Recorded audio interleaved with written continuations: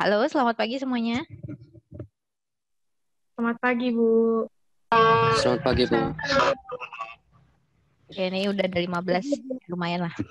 Kita mulai aja ya. Kita Ya, Bu. memulai kegiatan pembelajaran pada siang hari ini. Mari kita berdoa dulu. Berdoa menurut agama dan keyakinan masing-masing. Berdoa dipersilahkan.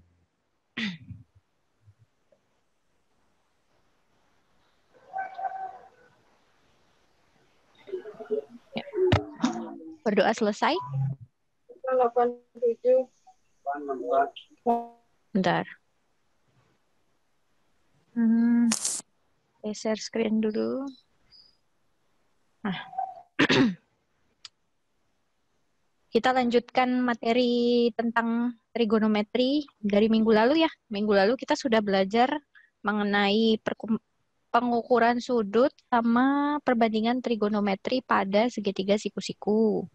Nah, kemarin kita sudah belajar tuh ada demi, sami, desa ya, sisi depan per sisi miring, sisi depan per sisi samping gitu ya. Untuk nilai perbandingan trigonometri sin, cos, tan. Ada juga sekan, kosekan, ada kotangen ya. Nah, hari ini kita melanjutkan ke perbandingan trigonometri pada kuadran 1.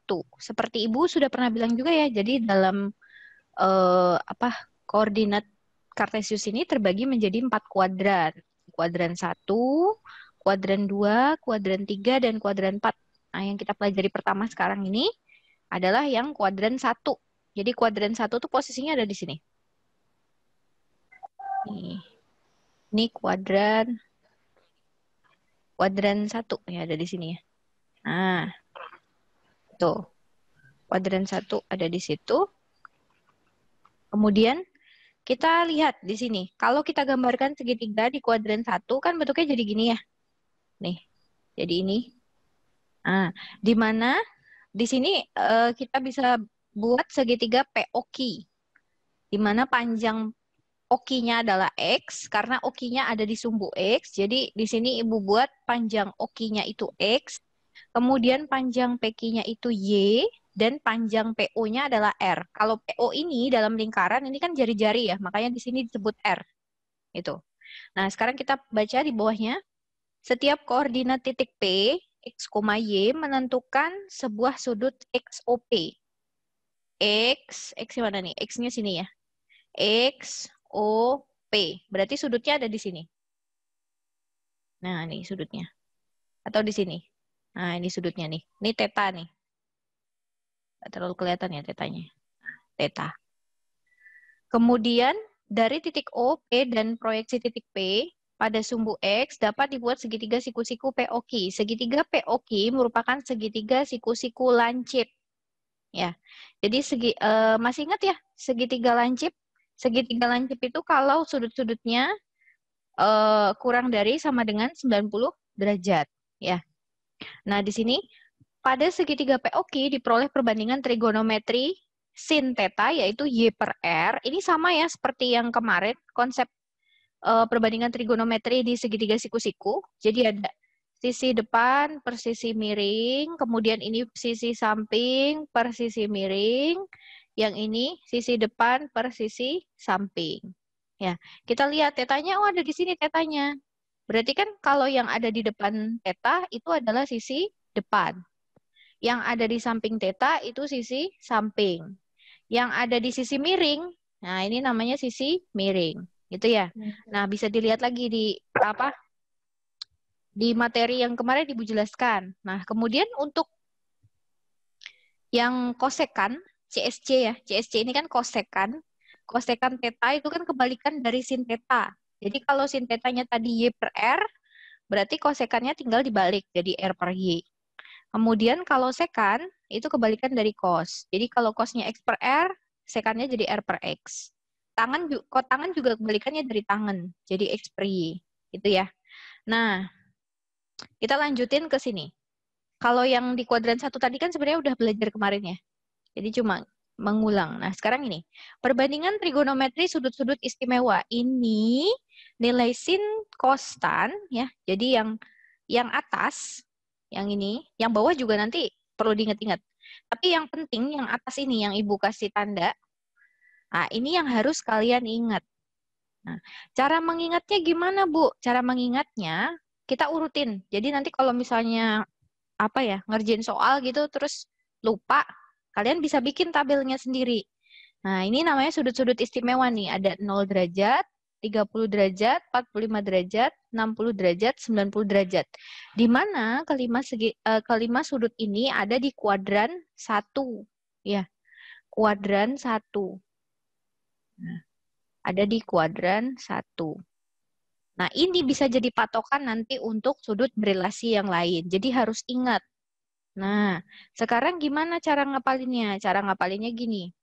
Sin. Ini ditulis dulu ya, sin kostannya. Nah, untuk nilai sin sama cos dulu. Mulai dari 0 derajat, itu nilainya adalah setengah akar 0. Jadi semua ini kita buat nih. Ini setengah, ini semua punya setengah. Semua punya setengah. Kemudian kalau kalian perhatikan di sini, ini kan ada akar 0. Ya. Kemudian habis akar 0 ada akar 1, jadi urut. Terus akar 2, akar 3, akar 4.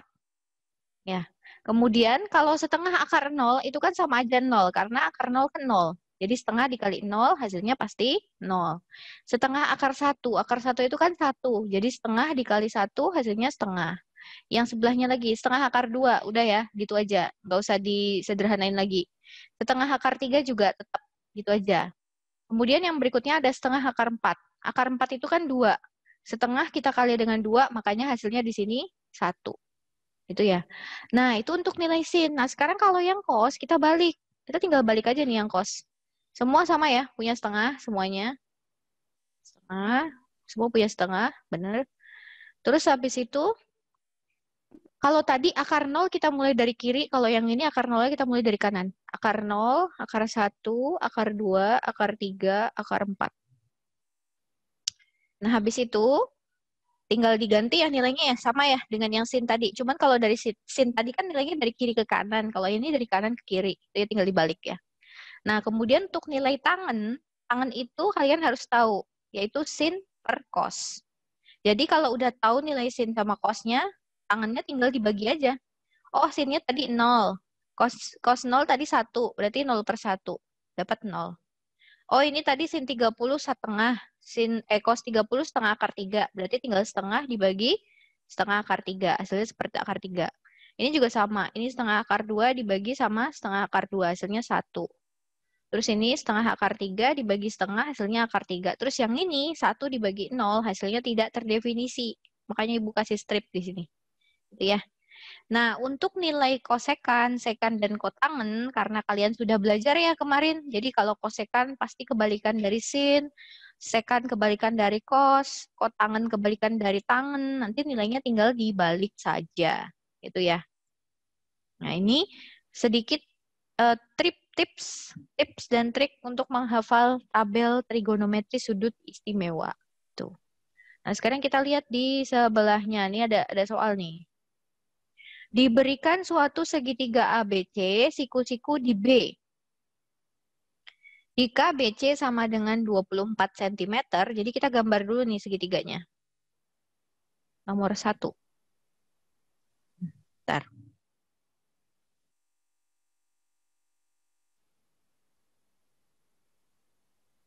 Geser dulu. Nomor 1. Jadi ada segitiga siku-siku. Nah, kurang lebih seperti ini ya. Siku-siku di B. Berarti kalau siku-siku kan bagian ini ya. Bagian 90 derajatnya ini di B. Nah, untuk A sama C-nya bebas. Ini Ibu A-nya mau taruh di sini. C-nya mau taruh di sini. Nah, kemudian jika BC-nya 24. Berarti kan yang di sini 24 nih ukurannya. Dan sudut A-nya 60. Sini 60 derajat. Nah, hitunglah panjang AC dan AB. AC dan AB. Nah, sekarang kita lihat. AC dan AB. Ini belum tahu. Ini juga belum tahu. Nah, sekarang kita perhatikan dulu. Sudut A-nya kan 60 derajat. Berarti buat nyari sisi AC dan sisi AB, kita bisa menggunakan sin dan cos. Ya, jadi sisi Sin 60 tadi kan berapa sih? Sin 60 itu kan sama dengan setengah akar 3. Kalau dilihat di tabelnya tadi ya. Setengah akar 3 ini kan sama aja akar 3 per 2. Ya. Sin 60 sama dengan akar 3 per 2. Di mana akar 3 per 2 ini adalah sisi depan per sisi miring. Sisi depannya mana sih? Depan sudut. Yang ini berarti kan? Ini sisi depan. Si 24 ini sisi depan. Terus ini sisi miring. Dan ini sisi samping. Yang ditanyakan adalah sisi miring dan sisi sampingnya. Kita belum tahu berapa. Nah, kemudian sin 60 kan tadi akar 3 per 2. Sama dengan demi. Berarti kita bisa buat gini. Akar 3 per 2 sama dengan depan. Sisi depannya berapa ukurannya? Oh, 24. Berarti di sini 24 per sisi miringnya belum tahu. Miring. Berarti kita tulis gini. Nah, kemudian kita bisa kali silang. Kita bisa kali silang ini dengan ini. Ya. Jadi kita punya di sini akar 3 dikali sisi miring sama dengan 2 dikali, kalinya Ibu ganti titik ya, kali 24. Jadi kita punya sisi miringnya sama dengan 2 dikali 24, yaitu 48. Karena di sini ada akar 3, jadi kedua ruas kita bagi dengan akar 3, jadi kita punya 48 dibagi akar 3. Ya. Kemudian, ini kalau misalnya mau dirasionalkan gimana? Kemarin Ibu udah ngajarin juga ya cara merasionalkan ya, karena di bawah ada bentuk akarnya, jadi kita coba kali dengan sekawan. Sekawannya yaitu akar 3 per akar 3.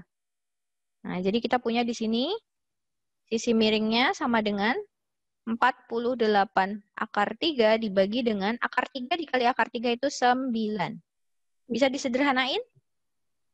Bisa ya? Sama-sama dibagi 3 misalnya.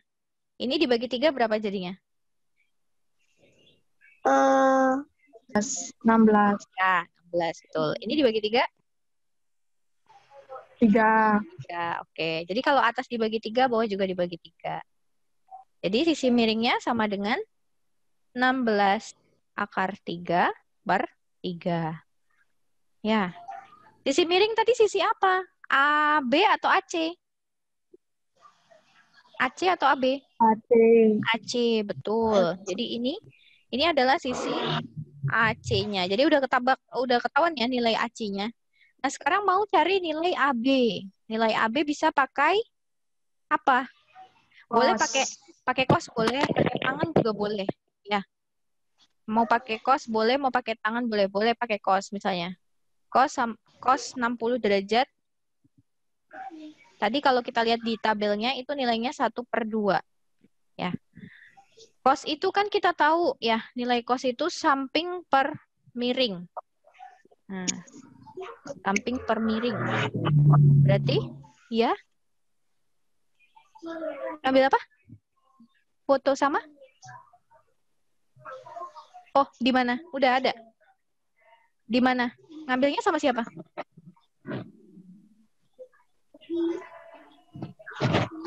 Coba tanya ke ruang guru atau ke TU ya, Dek. Oke. Maaf ya, ada gangguan sedikit. Oke, cos 60. Nah, ini berarti setengah sama dengan sisi sampingnya tadi kan udah ketemu ya. 16 akar 3 per 3. Gimana nih nulisnya nih? Bentar. Ibu rubah dulu sedikit. 1/2 sama dengan 16 per 3 akar 3 dibagi sisi miringnya belum tahu. Nah, ini ya. Berarti, sisi samping ya, sorry. Kebalik ya ini ya. Ini Ya, sampingnya belum tahu, miringnya yang udah 16 per 3. 16 akar 3 per 3. Nah, ini kita kali silang. Kali silang ya. Jadi, kita punya 1 dikali 16 per 3 akar 3 sama dengan 2 dikali samping. Atau ini kalau mau dibalik kan sama aja gini ya. 2 dikali samping sama dengan 16 per 3 akar 3. Nah, kemudian berarti kalau mau cari sisi sampingnya, Tinggal kita bagi ruas kiri dengan 2, ruas kanan kita bagi dengan 2. Ruas kiri kalau kita bagi dengan 2 kan 2-nya habis ya. Jadi tinggal 16/3 akar 3 dibagi 2. Jadi sama aja 16/3 akar 3 dikali dengan setengah. Ya. Tinggal kita coret-coret nih. 16 dibagi 2. Ini 1, ini 8. Kemudian kita punya 8 akar 3 dikali 1. Jadinya 8 akar 3/3. 8 akar 3. Nah, ini tadi nilai AB ya. Nah, jadi ini adalah nilai AB-nya. Itu ya. Itu untuk nomor 1. Sampai sini ada pertanyaan dulu. Jadi kalau mau mencari salah satu sisi yang belum diketahui dari segitiga siku-siku, itu bisa dengan menggunakan konsep perbandingan trigonometri yang bisa kita pakai ya. Kayak misalnya sin, boleh pakai sin, boleh pakai cos, boleh pakai tangen, dan sebagainya. Ya, itu tadi untuk nomor 1. Nah, sekarang untuk nomor 2, kita lihat di sini, Ibu jawab di atasnya aja ya. Biar nggak usah geser-geser. Nomor 2 di sini. Nilai dari sin 60, cos 30, sin 45, cos 60. Nah, ini tinggal kalian substitusi aja nilainya. Jadi kan ada sin 60. Sin 60 tadi di tabel trigonometri, kita bisa lihat di sini. Sin 60 mana sin 60? Oh, ini sin 60. Nih, setengah nih. Ya, sin 60 setengah. Salah ya? Bukan sin 60 itu. Sin 60 yang ini. Sorry. Tadi cos 60. Sin 60 setengah akar 3. Berarti tinggal kita ganti aja. Di sini jadi setengah akar 3. Kita kali dengan cos 30. Cos 30-nya berapa? Lihat lagi. Cos 30. Oh, ini cos 30. Setengah akar 3 juga. Ya. Jadi kita ganti di sini setengah akar 3. Kemudian ditambah dengan sin 45. Sin 45 kalau kita lihat di sini ada sin 45 sama cos 60 ya. Sin 45 yang ini. Sin 45 berarti kan ini setengah akar 2. Sama cos 60. Cos 60 ini setengah. Ya. Sin 45 setengah akar 2, cos 60-nya setengah. Kita ganti di sini. Setengah akar 2 sama setengah. Nah, ini tinggal kalian kaliin aja. Kalau mengalihkan bentuk seperti ini gimana? Ini bisa gini. Angka di depan ya. Setengah ini bisa dikali dengan setengah. Setengah dikali setengah jadi berapa? Ayo. 1/4. Ya, 1/4. Akar 3 dikali akar 3 berapa? 9. Hah? 9?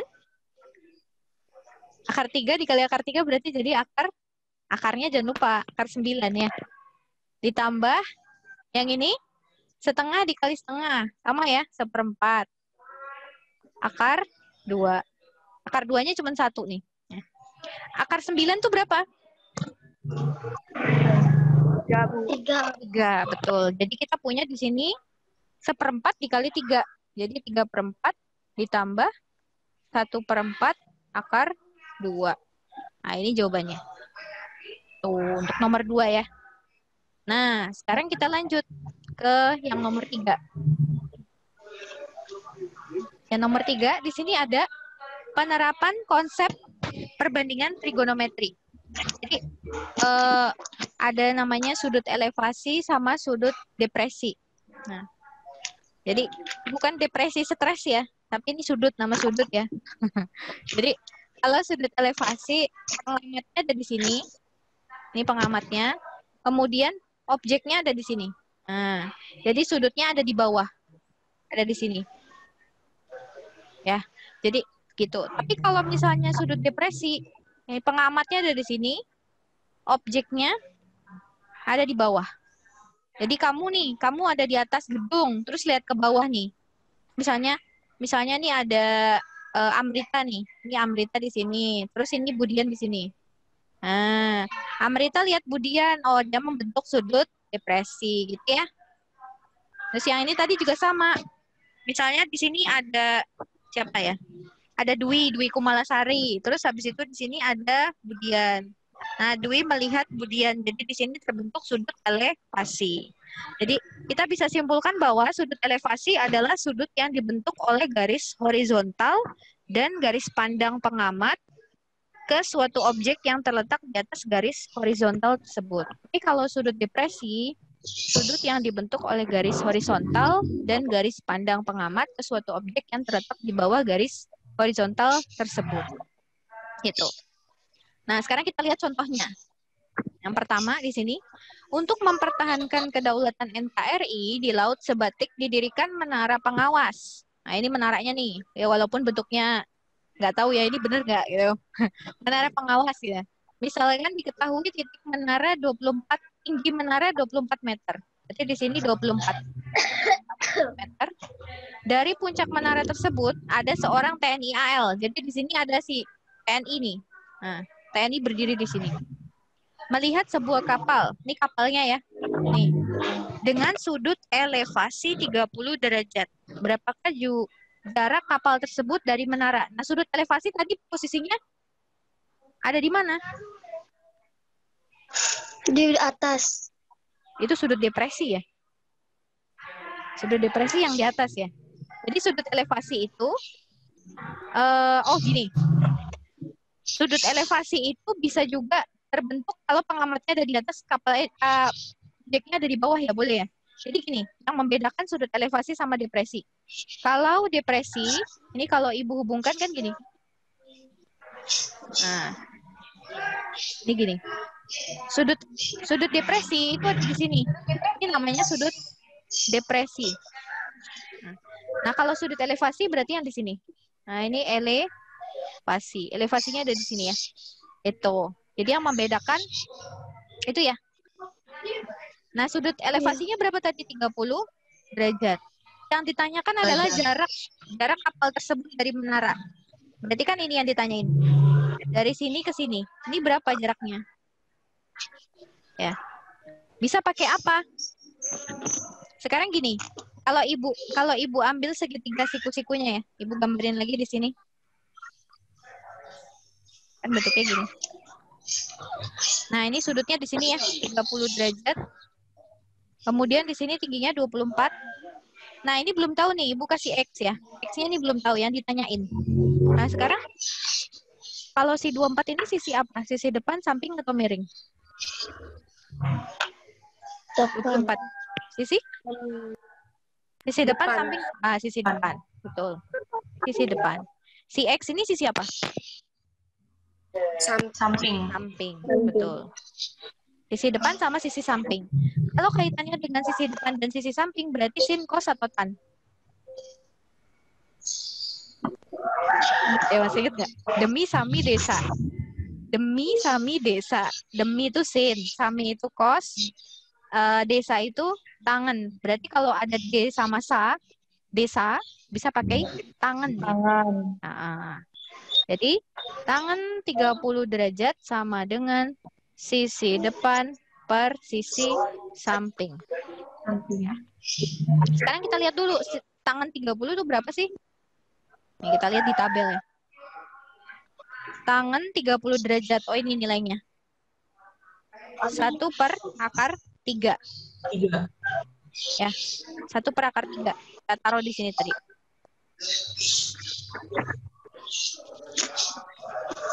Sama dengan 1 per akar 3. Nah, sekarang sisi depannya tadi berapa? 24. Kita bisa masukin sini, 24. Sisi sampingnya kita belum tahu X ya. Per X sama dengan 1 per akar 3. Nah, terus ini kita kali silang. Kayak tadi. Ya. Jadi bisa X dikali 1 sama dengan 24 dikali akar 3. X dikali 1 kan X ya. X sama dengan 24 akar 3. Jadi jaraknya antara kapal itu dengan menara itu adalah 24 akar 3. Itu ya. Ini untuk nomor 1. Ada nomor 2-nya. Sebentar. Ini nomor 2-nya.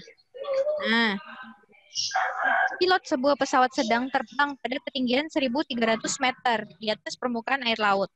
Melihat sebuah kapal pesiar berlayar dengan sudut depresi 45 derajat. Nah, dia bilang ada sudut depresi di sini. Berarti kan kalau sudut depresi terbentuknya di atas ya. Kalau elevasi kan tadi di sini. Di sini elevasi. Nah, kalau depresi berarti di sini. Nih 45 derajat sudutnya. Ya. Nah, kemudian tentukan jarak kapal tersebut dengan titik permukaan air laut yang berada tepat di bawah pesawat. Nah, ini titik permukaan air lautnya di sini. Nah, yang ditanyain tuh jarak dari sini ke sini. Nah, ini ya, X ini ya yang ditanyain. Berarti kita bisa menggunakan apa? Ini segitiganya Ibu keluarin dulu. Bentar. Ini siapa ini yang nyoret? Ayo dihapus dulu ayo.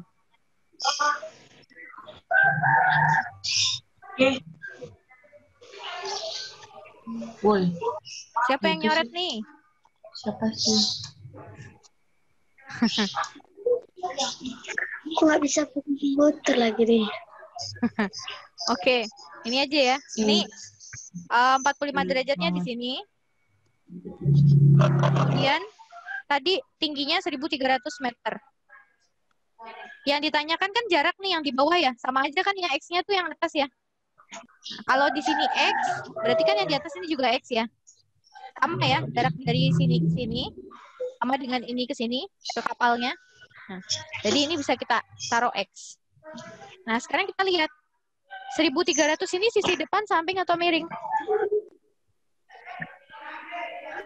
Depan. Depan. Betul. Terus X ini sisi apa? X ini sisi apa? Samping. Samping. Betul. Jadi bisa pakai sin cos atau tan. Sama ya kayak tadi ya. Depan. Tan lagi. Ya. Lagi. Tan 45 derajat sama dengan depan per samping sama dengan berapa? Depannya itu sebentar. 1.300. Tangan 45 tadi berapa tangan 45? Coba dilihat dulu. Nih silangnya siapa sih? Dihapus nih tolong. 1/2 akar 3. Tan 45 Satu ya? Tangan 45 Ya, satu ya? satu. Ini ada silang. Aduh. Mengganggu nih silangnya nih. Siapa sih? Makanya. Jahil banget. Satu. Nah, terus kita lihat sisi depannya 1.300 ya. 1.300 masukin sini. 1.300 dibagi sisi sampingnya X. Kita belum tahu X-nya berapa. Kemudian sama dengan 1. Terus kalau kayak gini gimana caranya? Nah, ini berarti kedua ruas bisa sama-sama kita kali X ya. Kalau ini kan jadinya gini ya, sama aja ya. 1.300 sama dengan X. Ya nggak? Jadi X-nya sama dengan 1.300 meter. Jadi sama ya, tinggi kapal ke atas sama jarak dari kapal ke bawahnya pesawat itu sama-sama 1.300 meter gitu. Oke, sampai sini ada pertanyaan dulu tentang sudut elevasi dan sudut depresi.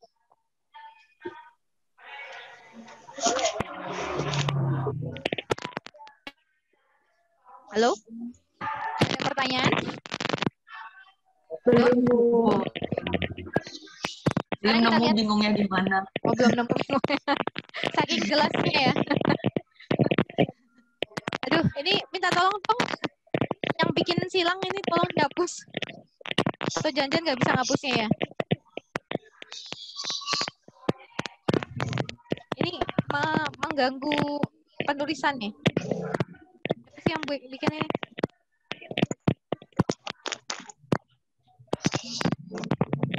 Oke, kita lihat di sini.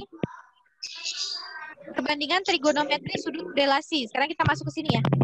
Sudut berelasi. Jadi kan tadi kita udah belajar kuadran 1. Nah, sudut berelasi itu ada di kuadran 2, 3, dan 4. Dan seterusnya. Gitu. Nah, di mana di sini kuadran 1 kita tahu bahwa nilai sudutnya kan antara 2 0 sampai 90 derajat ya. Kemudian kuadran 2 sudutnya antara 90 sampai 180.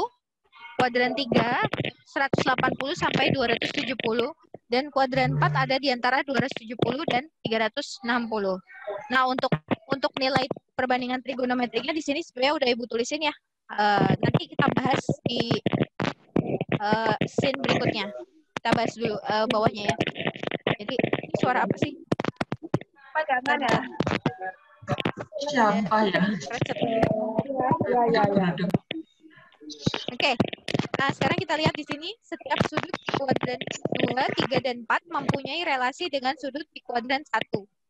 Nilai perbandingan trigonometri suatu sudut dapat ditentukan dengan membuat sebuah segitiga siku-siku dengan salah satu sisinya berada pada sumbu X terlebih dahulu. Kita lihat di sini, di sebelahnya.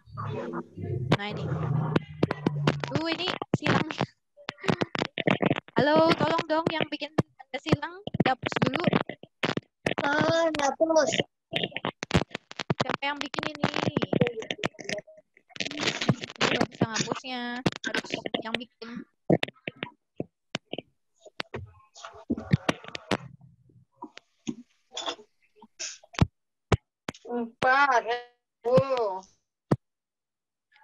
Oke, kita lanjutin aja dulu ya. Semoga tidak mengganggu di tanda silangnya. Perbandingan trigonometri sudut di kuadran 2. Kita lihat di sini. Kalau kuadran 2 berarti kan ada di sini ya. Ini kuadran 2. Kuadran 2 ada di situ.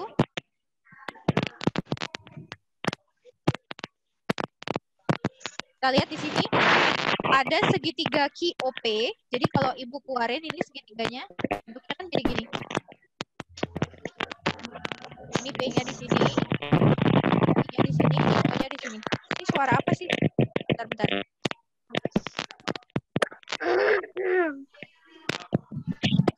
Bentar.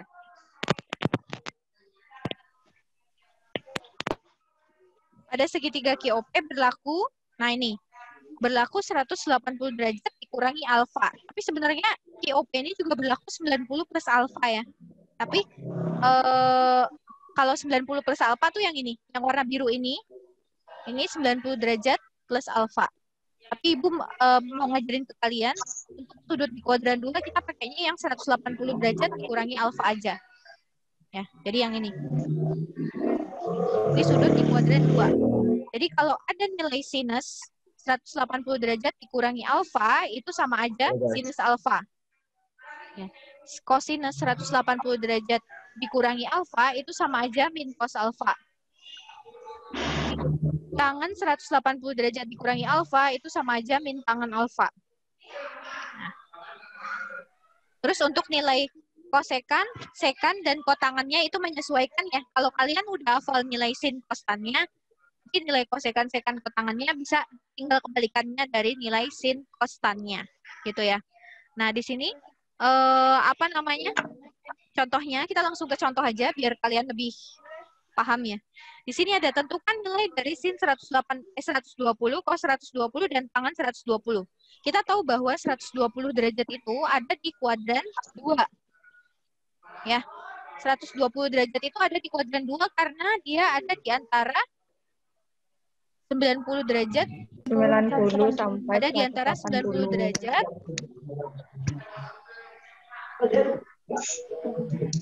sampai dengan 180 derajat. Nah, untuk dapat 120 derajat ini sama aja 180 derajat dikurangi berapa? 120 derajat itu sama aja 180 dikurangi berapa? 4.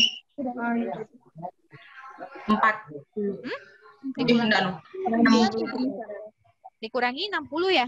60 derajat. Banget di sini. 180 dikurangi 60 derajat. Nah, berarti kita bisa menganggap si 60 derajatnya ini adalah alfanya. Ya. Nah, karena kan tadi konsepnya adalah di kuadran 2 180 derajat dikurangi alfa, ya kan ya. Berarti 180 dikurangi 60, 60-nya adalah alfanya. Jadi kita bisa tahu di sini nilai sin ya. Tadi ditanyain nilai sin 120 derajat. Sin 120 derajat sama dengan Sin 180 dikurangi alfa sama dengan sin alfa. Kita lihat di catatannya di sebelah kiri. Berarti kalau sin 120 sama aja sin alfanya tadi berapa? Oh, 60 derajat. Gitu.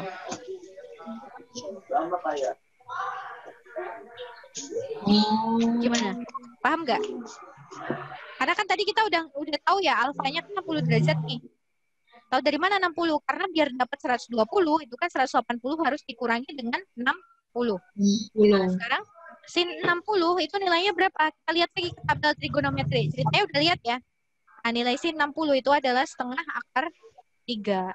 Jadi nilai sin 120 sama aja kayak nilai sin 60 derajat. Yaitu setengah akar 3. Ya, itu untuk nilai sin. Sekarang nilai cos-nya.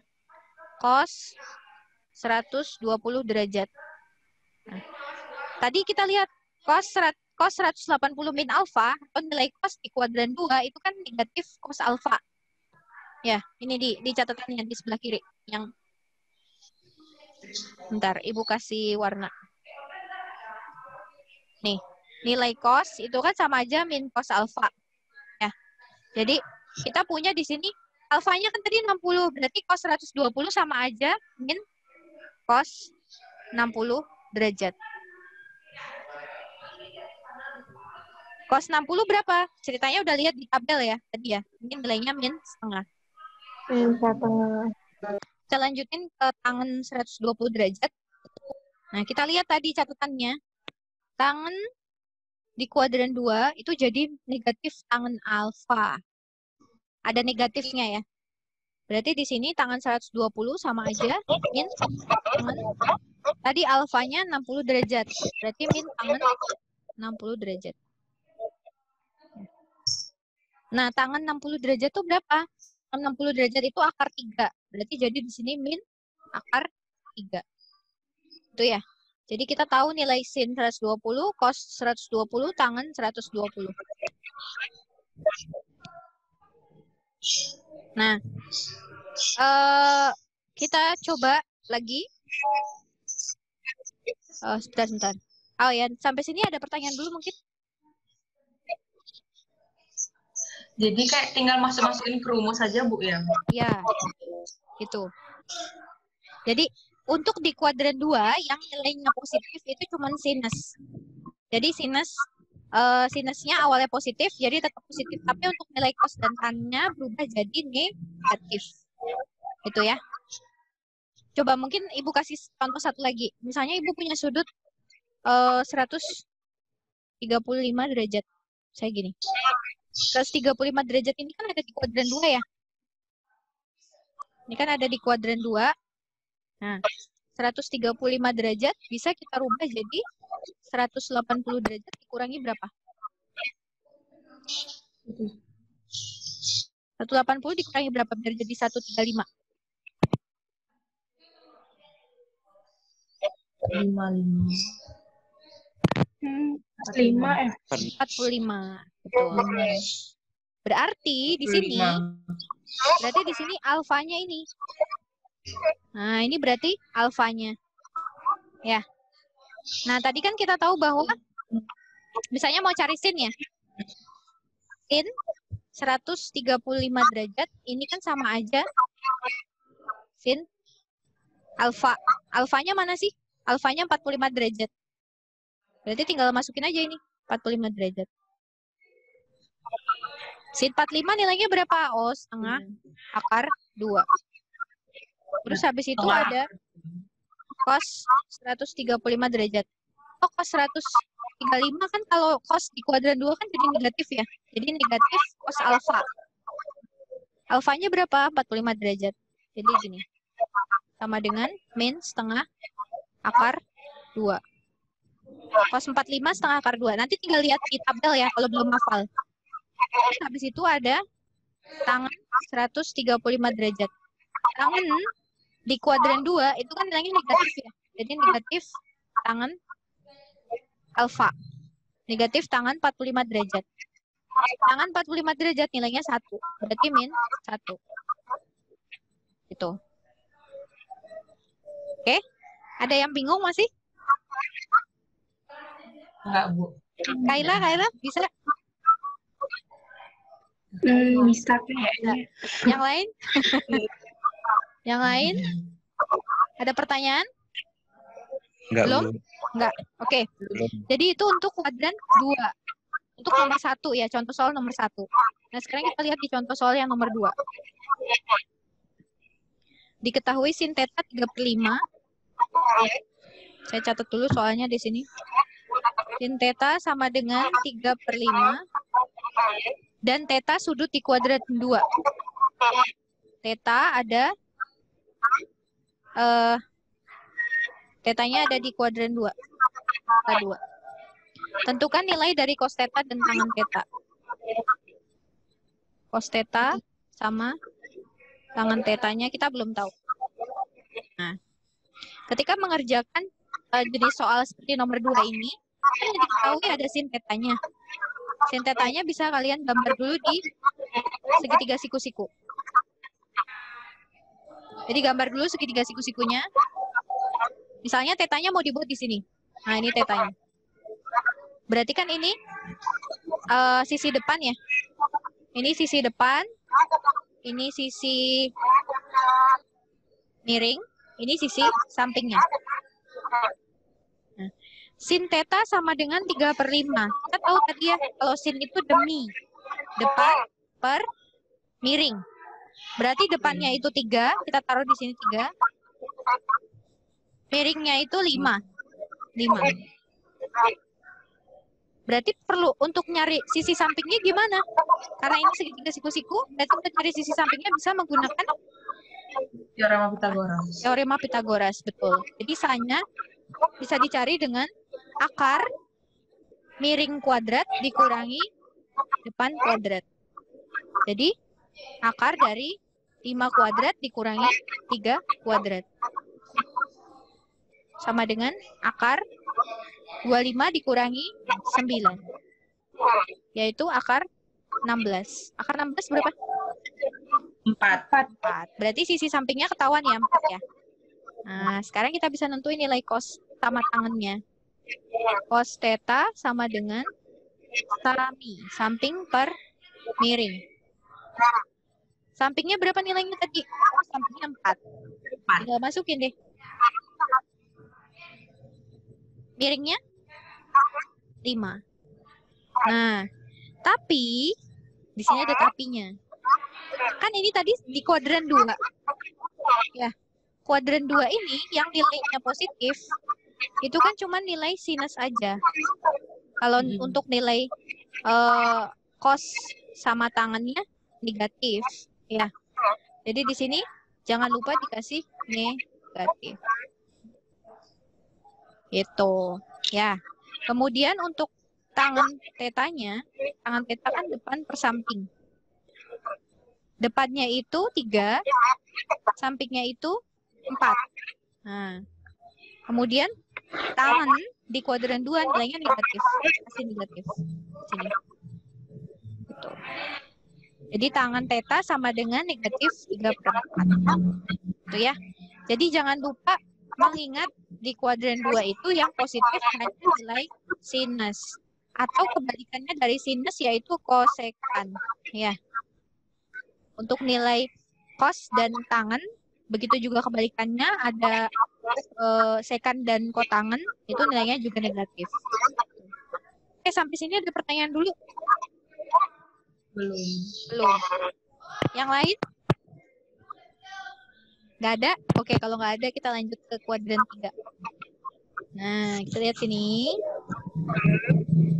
Perbandingan sudut trigonometri sudut di kuadran 3.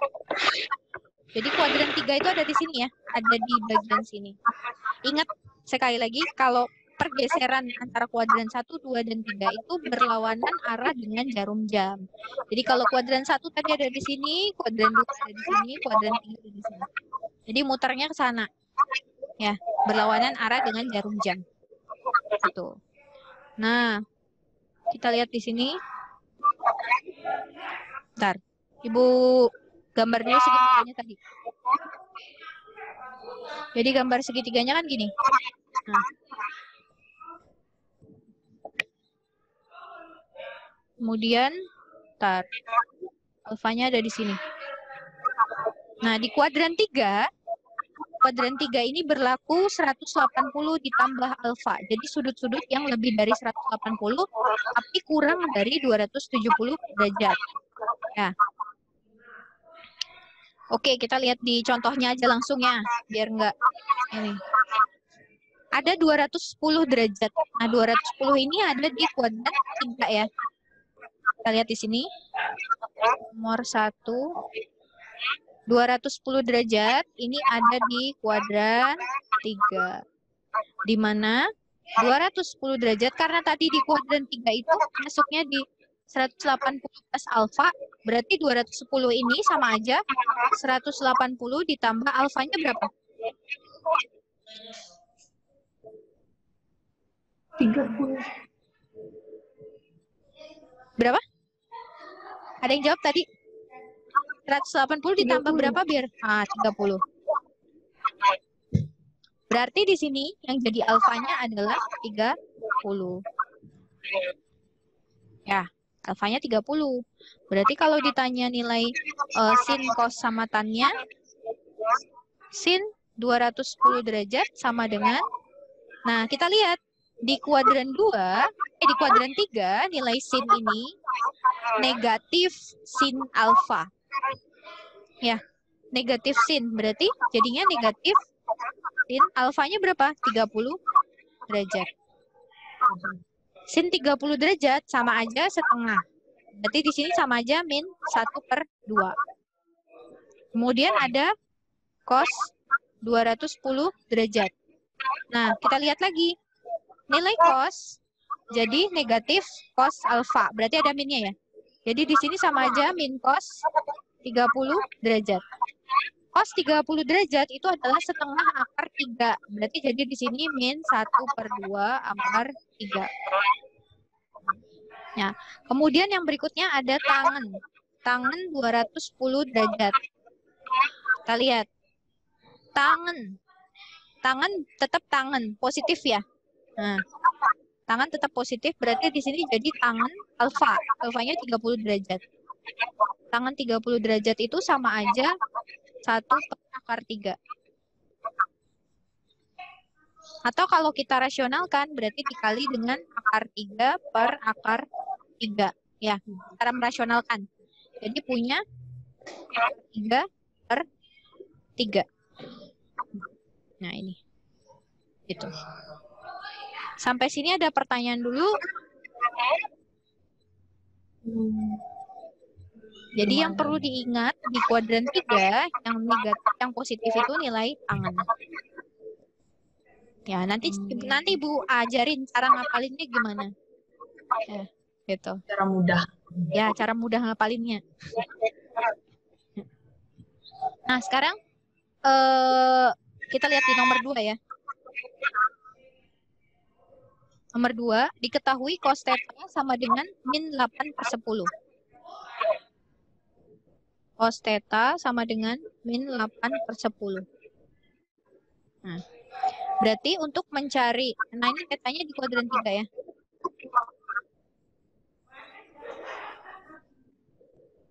Tentukan nilai kosekan theta dengan tangan theta. Kita lihat. Kosekan theta sama tangan theta. Nah, seperti biasa, kalau mau nyari, berarti kita gambar dulu segitiganya.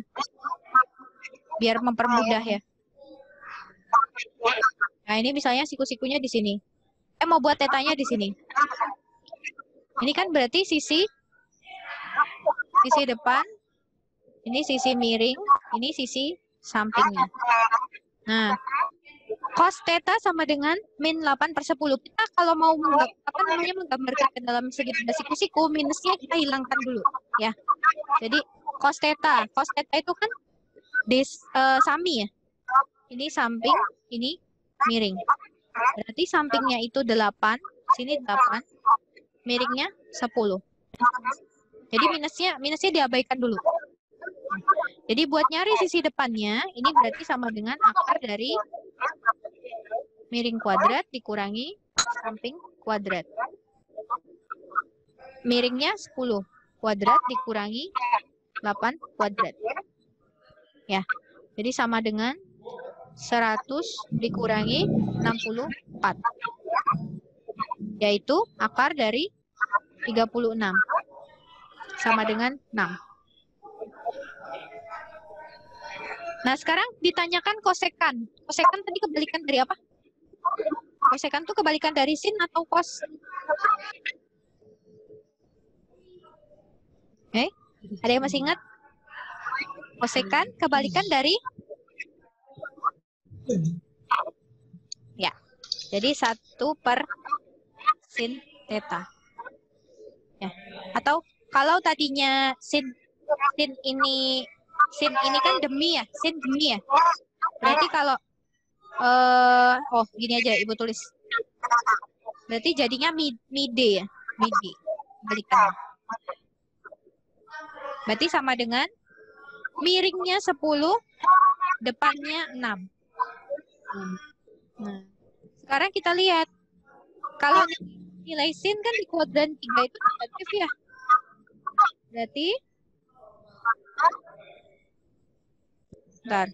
Berarti kalau nilai sin di kuadran 3 negatif, berarti nilai kosekannya juga nih. Jangan lupa. Terus tangan theta. Tangan itu kan gesah ya. Nah, depan per samping. Depannya berapa? Oh, depannya 6. 6 per sampingnya 8. Nilai tangan di kuadran 3 itu positif. Ya. Nilai tangan di kuadran 3 positif. Nah, jadi ini jawabannya tadi ya. Ini kosekannya. Ini tadi tangannya. Gitu. Ya. Sebenarnya masih ada 2 lagi yang belum kebahas nih. Cuma karena waktunya tinggal 3 menit ya, nanti kita lanjutin di YouTube. Ya, kalau nggak di YouTube nanti di pertemuan berikutnya gitu ya. Nanti kalau misalnya ibu buatin video lanjutannya.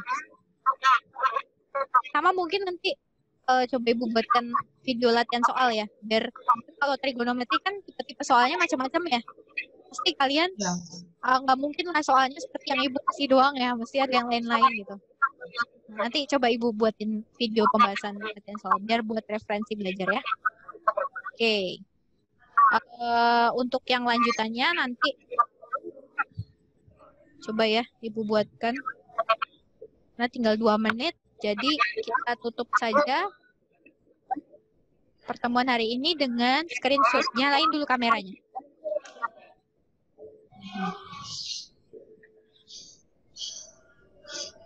Hai Kiki.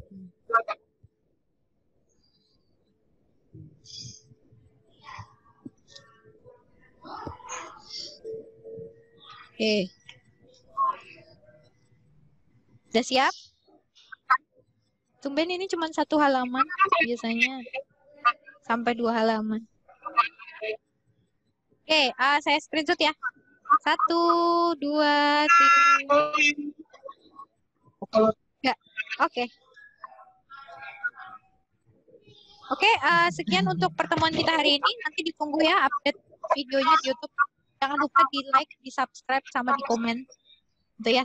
Oke, selamat siang semuanya. Terima kasih, Selamat Bu. melanjutkan kegiatan pembelajaran. Halo guys.